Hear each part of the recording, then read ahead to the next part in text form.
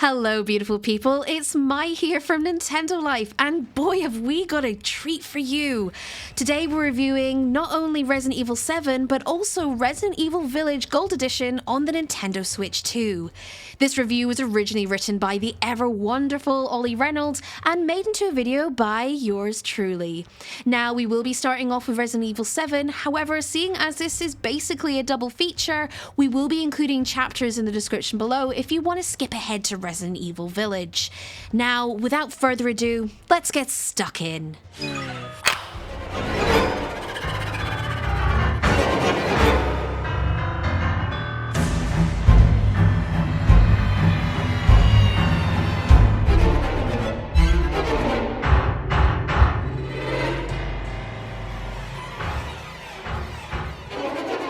Just in case you need yet another reminder of how old you're getting, Capcom first released Resident Evil 7 Biohazard all the way back in June 2016, almost a decade ago. Following its release in 2017 and a rather unsavoury cloud port on the Switch in 2021, Nintendo fans can finally experience Capcom's soft reboot on Switch 2 natively, and it's excellent. RE7 brings the series back to its survival horror roots, albeit with a shift over to the first-person perspective. The result is an experience that, in our opinion, has aged like fine wine. Resident Evil has never felt quite so immersive, with stunning visuals powered by the Reach to the Moon RE engine, and gameplay that pays homage to the 1996 original whilst adding in a few new mechanics of its own. So what we've got here is the quintessential survival horror experience. As you explore the dilapidated Baker Estate, RE7's primary location, you'll need to conserve your ammo, avoid direct confrontations where possible, and consistently manage your limited inventory. Dedicated safe rooms offer up much needed respite with the near constant sense of dread and danger, and these feel more valuable than ever given just how ruthless and persistent the Baker family can be. Jack Baker in particular, who we think we can safely call the primary antagonist of the game, even if he technically isn't, shows up multiple times and stalks you in a manner not too dissimilar from Nemesis all the way back in RE3. Coming face to face with him is stressful enough on a standard playthrough, but if you crank up the difficulty to Madhouse, he can be downright terrifying. This mode also makes saves finite, linking the number of times you can record your progress to how many cassette tapes you're carrying. With the Gold Edition on Switch 2, you also get immediate access to all the available DLC, including banned footage Volume 1 and 2, Not a Hero, and more. Our favourite of these is a small vignette called Daughters, contained with a banned footage collection. It tells the story of how the Baker family descended into madness, and is equal parts tragic and disturbing. That said, we think all the DLC is worth trying out, and collectively it expands on the experience really well. On Switch 2, the visuals remain largely consistent with the game's initial release on PS4 and Xbox One. You're not going to get any fancy ray tracing here, but it's nevertheless a gorgeous looking game, whether you're playing docked or handheld. Similarly, load times were kept pleasingly brisk, and there were no noticeable drops in frame rate throughout, making this a wonderful way to experience one of the series' best entries. Ultimately, if you refuse to play Capcom's cloud version of RE7 on Switch 1, then your patience has finally been rewarded. In time, we suspect this entry will be looked upon with as much reverence as the original, and we urge you to add it to your library. We here at Nintendo Life give Resident Evil 7 Gold Edition a 9 out of 10.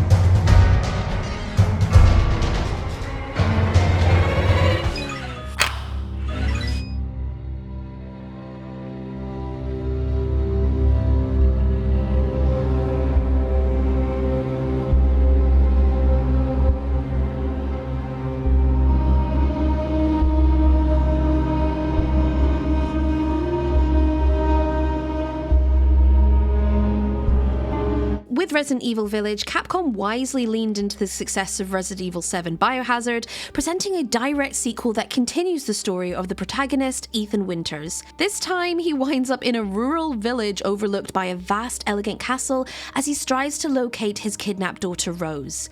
It's no secret that Village borrows heavily from what is widely regarded as the series' critical darling, Resident Evil 4. But the results are somewhat mixed. For starters, Village ramps up the action with more open spaces, a wide array of enemy types, upgradable weapons, and counterattack mechanics. The enemies are significantly more interesting than the mold featured in RE7, with lichens, reanimated dolls, mechanically enhanced soldat humans, and more, all vying to bring your journey to a gory conclusion. The environments are generally more varied too, and are the true stars of the show.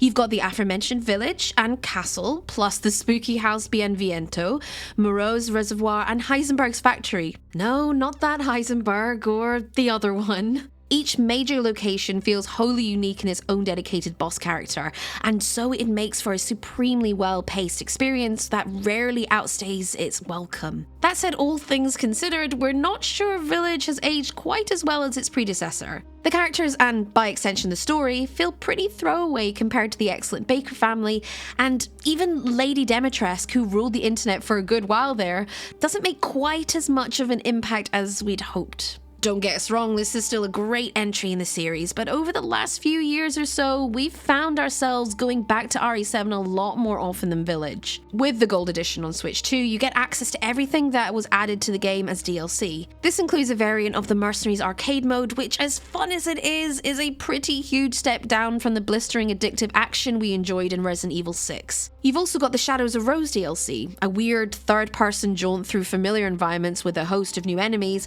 plus the ability to play through the main campaign in first or third person. Overall, it's not quite as extensive as RE7's DLC, but it's certainly worth a look. Performance on Switch 2 isn't as impressive as RE7, unfortunately. Although visuals and frame rate remain consistent in docked mode, there are a few issues present when transitioning to handheld. It still looks great, but you'll definitely notice a few stutters here and there, particularly when exploring exterior environments like the central hub and reservoir. We still very much recommend playing Village. Its gameplay and pacing are excellent, and there's one very specific moment that remains one of the scariest in the series' history. When compared to RE7's superb story and wider franchise lore, however, Village is a bit of a narrative anomaly, and we're not convinced that this will stand the test of time. We here at Nintendo Life give Resident Evil Village Gold Edition a 7 out of 10. So I suppose it's time for my thoughts, the resident scaredy cat on the channel.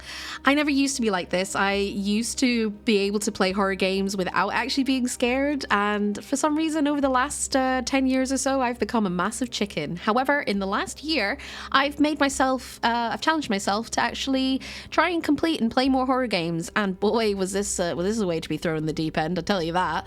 Resident Evil 7, I have restarted that game at least 5 times, this time being the 5th, mostly because of how absolutely terrifying it is. It doesn't help that the first time I loaded it up, I was testing a PSVR at my old work, so that was a joy.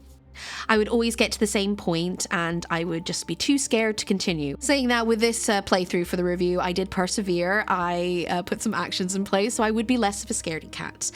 I managed to get a lot further than I usually would. However, I wasn't really enjoying the tense and the anticipation of being stuck in such a confined space as the Baker household and not knowing what was coming around the corner. I tried my best, I bit the bullet, and I tried to avoid Daddy Baker as much as I could, even to the point where I would just go back and forth to the safe room and just cower there for a little while. I was not a fan. However, saying that, as soon as I got into the main house, I still felt the anxiety piling up, but I am proud of myself. I got further than before. Resident Evil Village, however, is a completely different story. I tried avoiding as much story spoilers as I could. However, the internet is a thing and some things just get spoiled, which is quite good for my nerves. As it was said in the review by Ollie, I can't help but agree that it does borrow certain elements from Resident Evil 4,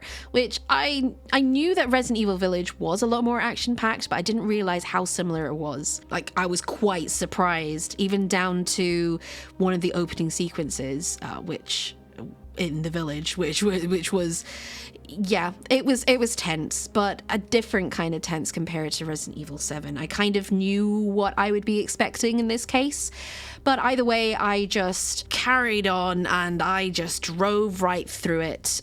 Saying that in both games, I do wish that Ethan was a little bit more competent. At least in Resident Evil Village, he can run a little bit faster, which helped with my nerves. I definitely played a lot more of Resident Evil Village, probably because I felt like it resonated with me a little bit more and I could cope with it. So in my opinion, I prefer Resident Evil Village over Resident Evil 7, but we'll see what it's like when I complete both. Either way, wish this scaredy cat good luck.